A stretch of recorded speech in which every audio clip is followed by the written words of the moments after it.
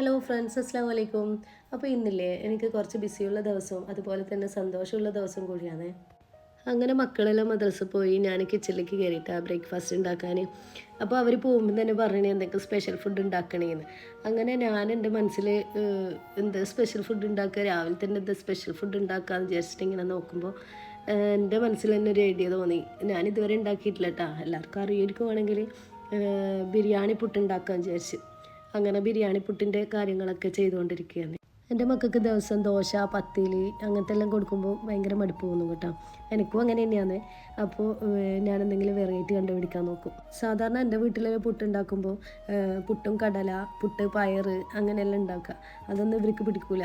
അപ്പോൾ പുട്ടും ബീഫും ഉണ്ടെങ്കിൽ അവർ കഴിക്കും, പിന്നെ പുട്ടും ചിക്കനും ഉണ്ടെങ്കിൽ അവർ കഴിക്കും, അങ്ങനെയല്ലാണ്. അപ്പോൾ ഞാൻ വിചാരിച്ച് കറിയാക്കുന്നതിനെ കാട്ടി നല്ലത് വേഗം ഒന്ന് ബിരിയാണി പുട്ട് ഉണ്ടാക്കിയാലോ എന്ന് വിചാരിച്ചിട്ട് അങ്ങനെ ഉണ്ടാക്കി നോക്കുന്നതാണ്. ഫസ്റ്റ് ടൈമാണ് ഞാൻ ആക്കുന്നത്.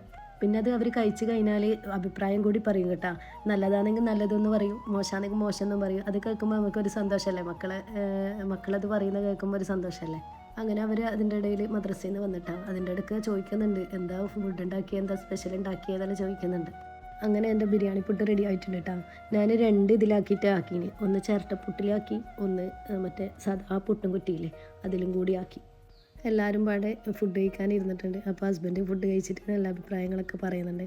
അങ്ങനെ അവർ ഇന്ന് ഹസ്ബൻഡിൻ്റെ കൂടെയാണ് അവർ സ്കൂളിലേക്ക് പോകുന്നത്. അങ്ങനെ അവരെല്ലാം പോയി വീടൊക്കെ ക്ലീനാക്കി കുളിച്ച് ഫ്രഷായിരിക്കുമ്പോൾ ഒരു മെല്ലടി കേൾക്കുന്നത്. അങ്ങനെ പോയി നോക്കുമ്പോൾ എൻ്റെ ഫ്രണ്ട്സ് വന്നിട്ടുണ്ട്. അപ്പോൾ ഒരു സന്തോഷം അതാണ്. അങ്ങനെ അവർക്ക് കുടിക്കാനൊക്കെ കൊടുത്ത് പിന്നെ ലഞ്ചിന് ഞാൻ ബിരിയാണി ഉണ്ടാക്കി, ചിക്കൻ ബിരിയാണിയും ചിക്കൻ പൊരിച്ചതും.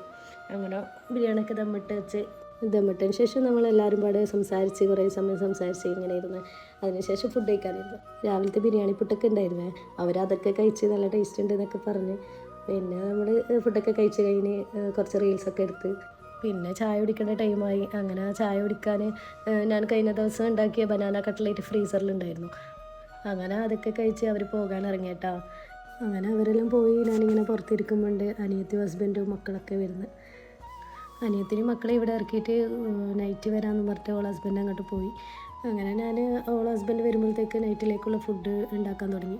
നെയ്പ്പത്തിലും ചിക്കൻ പൊരിച്ചൊക്കെ ആക്കി, പിന്നെ പൊറോട്ട പുറത്തുനിന്ന് വാങ്ങിച്ച് അങ്ങനെ എല്ലാവരും ഫുഡൊക്കെ കഴിച്ച് കുറേ തമാശകളൊക്കെ പറഞ്ഞ് പിന്നെ നൈറ്റ് ആയതുകൊണ്ട് അവർ കുറേ ടൈമൊന്നും നിന്നിട്ടില്ല, വേഗം ഇറങ്ങീന്.